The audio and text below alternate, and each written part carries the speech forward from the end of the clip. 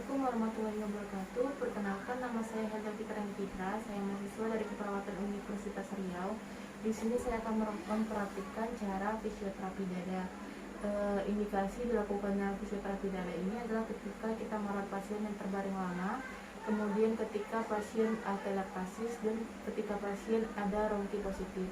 Tujuan dilakukannya fisioterapi dada ini untuk membantu pernapasan pasien, untuk mengembangkan ekspansi dada, untuk merangsang batuk pasien, dan untuk mengatasi sumbatan atau obstruksi yang ada pada saluran pernapasan. Sebelum kita melakukan tindakan pada pasien, ada baiknya kita melakukan verifikasi tindakan yang akan kita lakukan. Untuk alat dan bahan yang kita butuhkan itu ada bengkok, tisu, handscoon, kemudian stetoskop, bantal, dan gelas yang berisi air. Selanjutnya, sebelum kita menemui pasien, ada baiknya kita untuk mencuci tangan.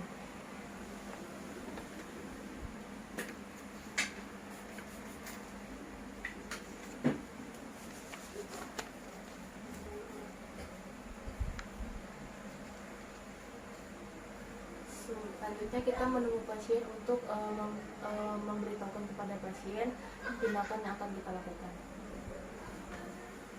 Selamat pagi, Bu. Pagi.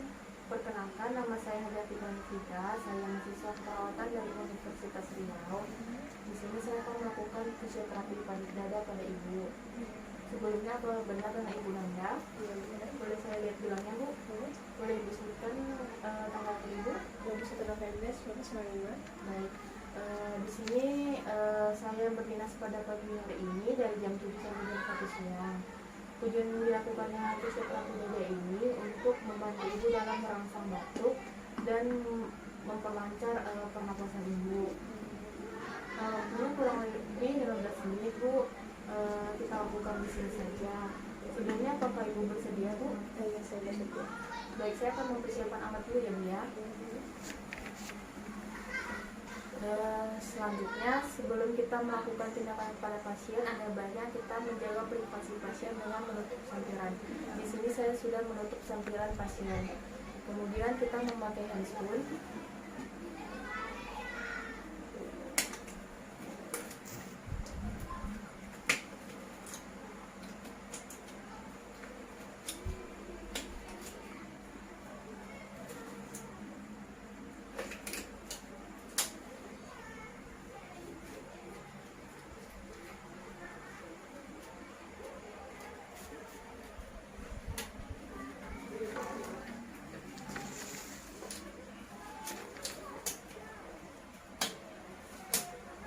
Selanjutnya kita melakukan pemeriksaan respirasi pada pasien dengan menghitung frekuensi pernapasannya.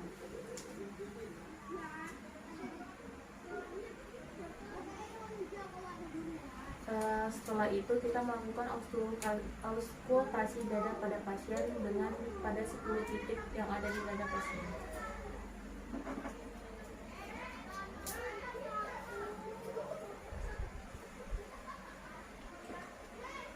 Baik, Bu, saya permisi dulu ya, Bu ya. Saya periksa dulu. Saya periksa dulu.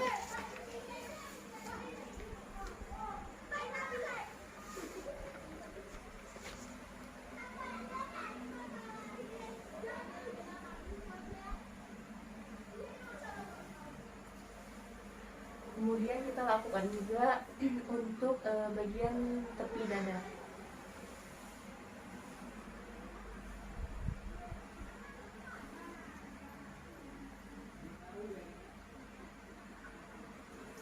Selanjutnya kita suruh untuk pasiennya duduk untuk kita lakukan auskultasi pada bagian belakang pasien. Ibu boleh duduk dulu? Ibu. Saya periksa dulu ya, Bu ya. Bisa, Bu.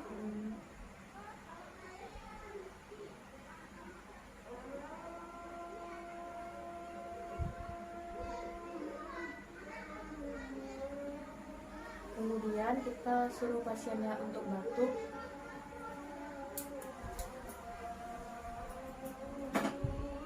Ibu bisa coba untuk batuk, Bu.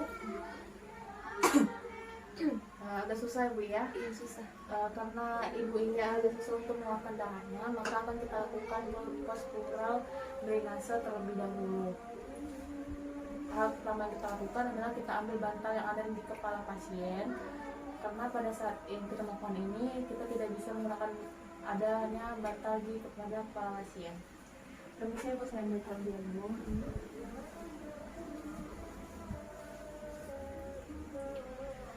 Selanjutnya pada pasien ini serepnya berada di anterior dextral lobus bawah, sehingga kita lakukan posisi miring kiri pada pasien. Ibu bisa miring kiri Bu, terlebih dahulu.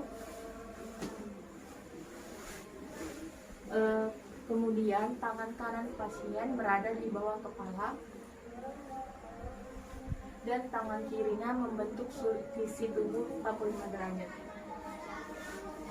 Kemudian kita pertahankan ini selama 15 menit.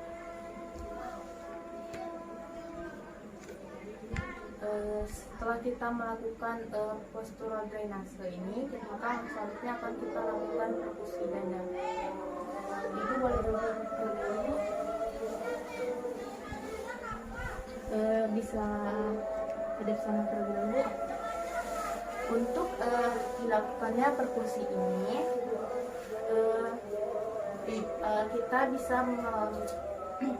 kita bisa melihat posisi yang akan kita perkusi ini berdasarkan tempat yang sudah kita lakukan pemeriksaan tadi.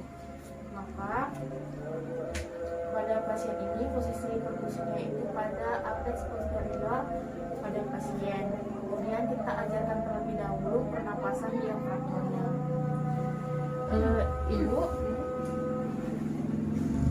Ibu bisa ngadap sini dulu Bu. Iya Bu. Iya.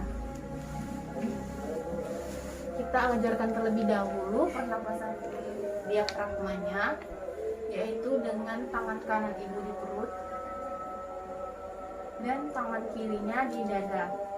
Kemudian pada saat menarik nafas itu selama 2 hitungan, kemudian setelah menghembuskan nafas itu selama 4 hitungan ya Bu ya. Kemudian setelah itu kita instruksikan kepada pasien agar selama perkusi ini dilakukan dapat menggunakan pernapasan diafragma ini. Baik Bu, jadi nanti setelah saat saya melakukan perkusi, Ibu bisa melakukan pernapasan diafragma. Untuk pernapasan diafragma ini, Ibu bisa saat bernapas, tangan usahakan untuk tangan kanan Ibu atau tangan yang di perut Ibu ini untuk mengembang atau bergerak ke atas, dan tangannya di dada Ibu ini akan tetap ya Bu ya. Bisa Ibu praktekkan terlebih dahulu Bu. Nah, baik, seperti itu ya Bu ya. Selanjutnya kita posisikan pasien dengan nyaman dan kita lakukan perkusi ini selama 2-3 menit. Baik Bu, Ibu bisa ngadap sana saja Bu. Ngadap sini? Iya, sambil lakukan pernapasan diafragma ya Bu ya.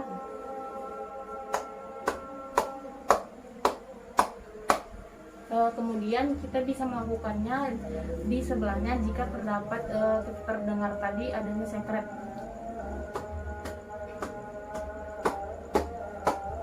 Kita lakukan hal ini selama 2-3 menit.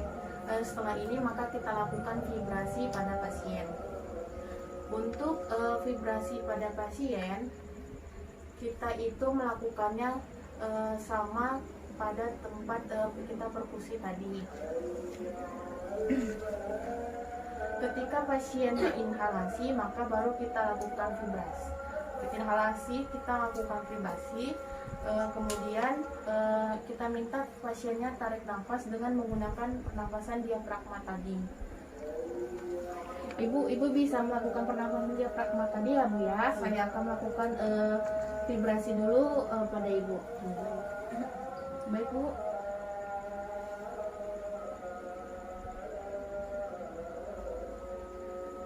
Baik Bu ya, saya lakukan sebelahnya lagi. Untuk vibrasi ini kita lakukan selama 2-3 menit. Selanjutnya kita lakukan batu efektif. Ibu bisa ngadep sini Bu. Pada batu efektif ini kita siapkan bengkok terlebih dahulu. Kemudian Ibu bisa melakukan pernapasan diafragma tadi sebanyak 3 kali ya Bu ya. Ya, Ibu lakukan sebanyak 3 kali.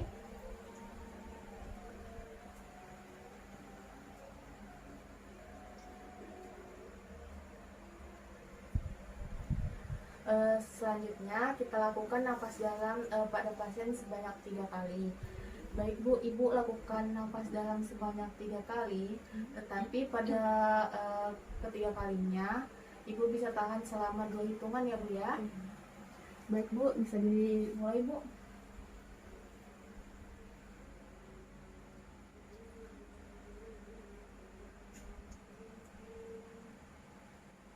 Baik Bu, yang ketiganya ditahan 2 hitungan ya Bu ya. Bentukkan Bu. Setelah itu kita minta pasien untuk kumur-kumur. Baik Bu, Ibu bisa kumur-kumur Bu.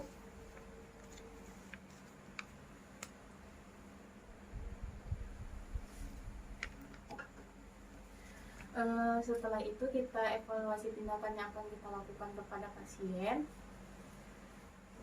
dengan menghitung frekuensi napas pasien.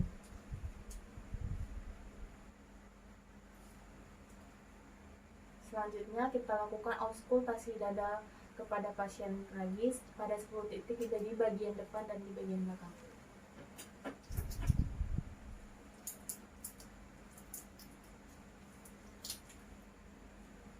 Baik Bu, permisi ya Bu ya, saya periksa terlebih dahulu.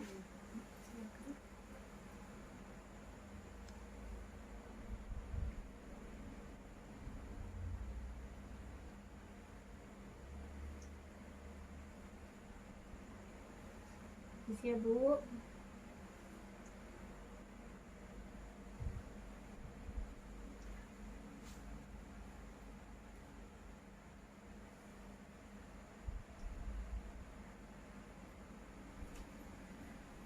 Tidak lupa kita melakukan auskultasi dada lagi di belakang pasien.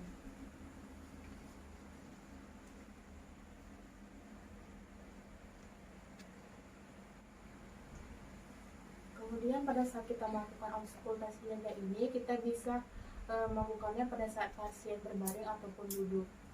Kemudian kita lihat apakah masih ada penumbukan sekret pada pasien. Jika tidak, kita bakal bisa merapikan alat dan merapikan pasien kembali. Baik Bu, Ibu bisa tidur kembali Bu ya. Kemudian kita mempersiapkan handstand terlebih dahulu. Kemudian kita memvalidasi tindakan yang sudah kita lakukan. Baik Bu, bagaimana perasaan Ibu setelah saya melakukan fisioterapi dada tadi? Sedikit juga ya. Sedikit juga ya Bu ya. Baik Bu, sebelumnya apakah ada yang ingin ditanyakan? Tidak ada. Baik, saya permisi dulu ya Bu ya. Nanti saya akan datang lagi kemari sekitar jam 12 untuk memberikan Ibu obat yang sudah diresepkan oleh dokter. Baik, saya permisi ya Bu ya. Terima kasih.